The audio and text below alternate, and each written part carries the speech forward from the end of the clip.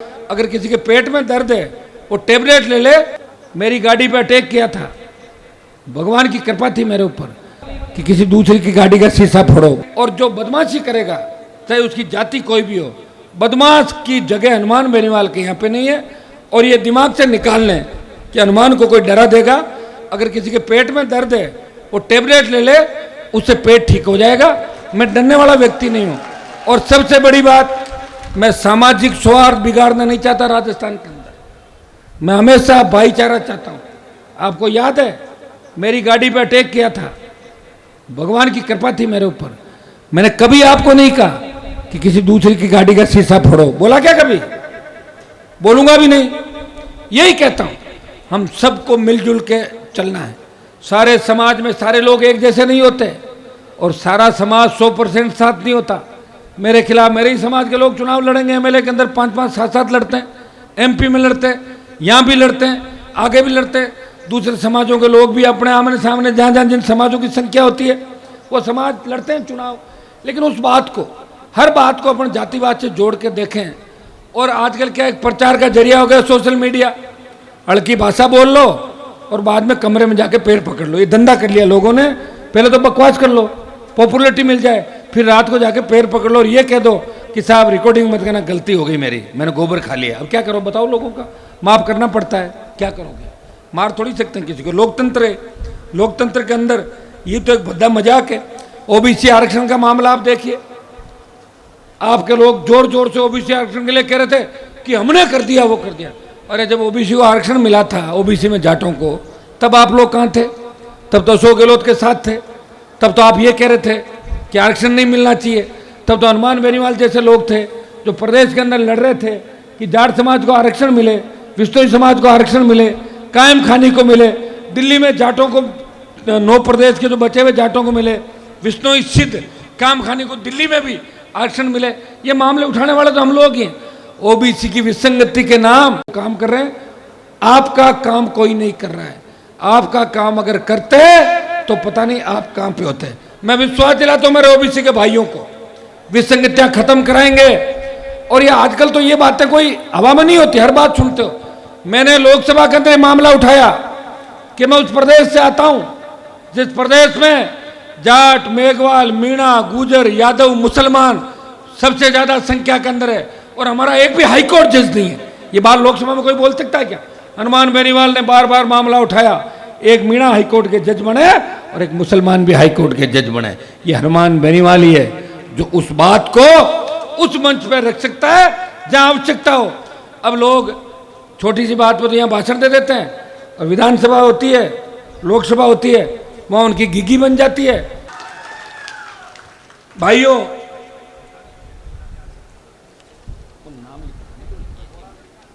हमारे मंच पे जो लोग बैठे, मैं 1 मिनट इनकी जिक्र कर दूं। इनका थक तो नहीं रहे हो ना? मैं 15-20 मिनट जब तक अंधेरा नहीं होता भाषण दे देता हूं। मैं थक नहीं रहे हो ना?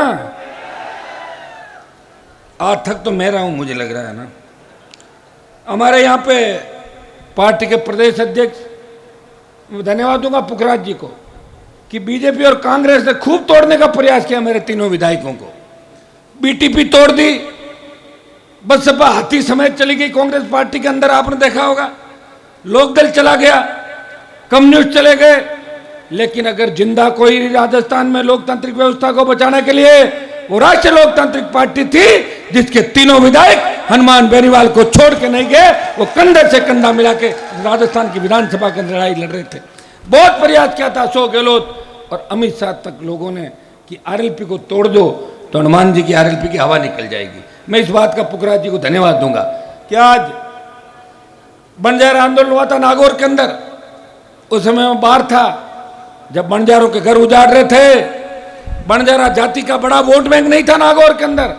मैंने टेलीफोन किया, मैंने कहा पुखराज जी, सीएम का बेटा हटने से सीएम बहुत नाराज है और ये हमारी नाराजगी उन गरीबों के घरों पे निकालेगा, आप जाइए, मैं पहुंच नहीं पाऊंगा। ये मेड़ता की विधायक इंदिरा बावरी को लेकर वहां पहुंचे और प्रशासन से पंगा लिया, रोका। उसके बाद वो बड़ा आंदोलन चला और उसमें राजस्थान के अंदर आपकी जीत हुई। वो जीत ये हुई कि अब गोचर के अंदर अगर आप 100 साल से बैठे हो, 50 साल से बैठे हो, जब तक आपके पुनर्वास की व्यवस्था सरकार नहीं करती तब तक चाहे हाई कोर्ट का आदेश हो या सुप्रीम कोर्ट का, आपको उजाड़ नहीं सकते। अगर ये जीत किसी ने दिलाई राजस्थान के अंदर, वो राष्ट्रीय लोकतांत्रिक पार्टी ने इस आम गरीब आदमी को उसका हक और अधिकार दिलाया। तो पुखराज जी और इंदिरा बावरी सबसे पहले गए थे। ये नए थे, पुलिस का बड़ा लवाजमा था, लेकिन इनको पता था हमारे पीछे हनुमान जी है, कोई दिक्कत नहीं। भाइयों, मुकदमे में चालान मैंने भी नहीं करने दिया अभी तक, सुप्रीम कोर्ट तक मामला लटका हुआ है, और चालान हो भी जाएगा तो क्या फर्क पड़ता है।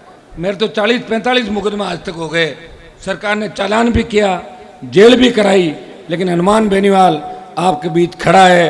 2003 से लेकर 23 के तक 20 साल में कम से कम 1 दर्जन बार मंत्री बनने के मौके आए, दिल्ली में मौके आए, मेरी पार्टी के विधायकों के राजस्थान में मौके आए, लेकिन हमने आपको वचन दिया था कि हम आपको कभी कमजोर नहीं होने देंगे।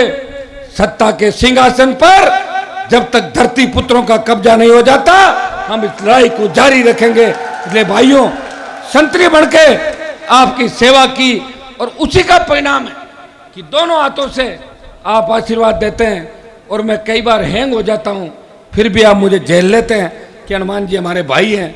ये परेशान रहते हैं, रात को यहाँ, दिन को कहाँ, रात को कहाँ।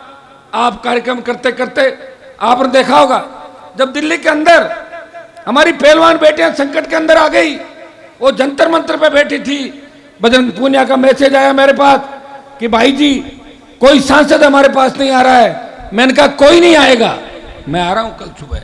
मैं गया और जंतर मंतर पे जाके उनको समर्थन दिया। जब लाठीचार्ज हुआ तब सबसे पहले थाने अगर पहुंचा देश का कोई एमपी, वो नागौर का सांसद था, वो आपका भाई था, वो राजस्थान का सम्मान, उन अंतर्राष्ट्रीय खिलाड़ियों का समर्थन करके राजस्थान का मान सम्मान बढ़ा रहा था। और इस नई पार्लियामेंट भवन का जब उद्घाटन था तो बीच में एक मिनट बैठ जाओ, बीच में 1 मिनट प्लीज बैठे रहो। जब पार्लियामेंट बन रही थी तब कांग्रेस पार्टी ने नए पार्लियामेंट भवन का बहिष्कार किया, लेकिन मुद्दा अलग था। पहलवान बेटियां किसी को याद नहीं थी, क्योंकि वो हमारी थी।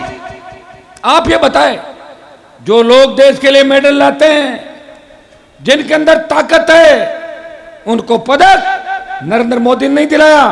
खून पसीना एक करके उनके माता पिता ने अपनी जमीनें बेच के उन बच्चों को तैयार किया, और वो तिरंगे का मान सम्मान बढ़ाने वाले बच्चे अगर न्याय की भीख मांग रहे इस देश से, तो इससे ज्यादा गवारा नहीं हो सकता।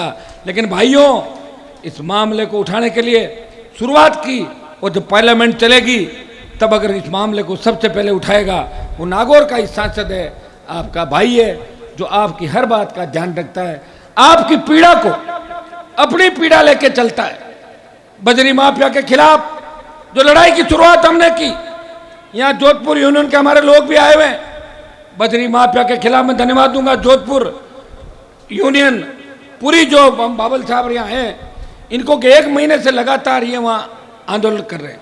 दूसरा धन्यवाद दूंगा उमेदराम जी और इनकी टीम को कि लगातार 100 दिन अगर राजस्थान में बजरी के खिलाफ बालोतरा में आंदोलन चला, रिकॉर्ड टूटे, तो बाड़मेर के नौजवानों ने राष्ट्रीय लोकतांत्रिक पार्टी का झंडा ऊंचा रखा। मैं विश्वास दिलाता हूं, समय लग सकता है, लेकिन हनुमान बेनीवाल जिसका पीछा करता है, पीछा बीच में नहीं छोड़ता। ये मेरी एक बुरी आदत कह सकते हो। एक मैं बात नहीं भूलता, एक किसान के दुश्मन को नहीं भूलता, और एक मेरे दोस्त को नहीं भूलता, और बुरे वक्त में जो काम आए उसको मैं कभी नहीं भूलता। ये मेरी 3-4 बुराइयां आप कह सकते हो, जिसको अच्छाई भी कह सकते हो।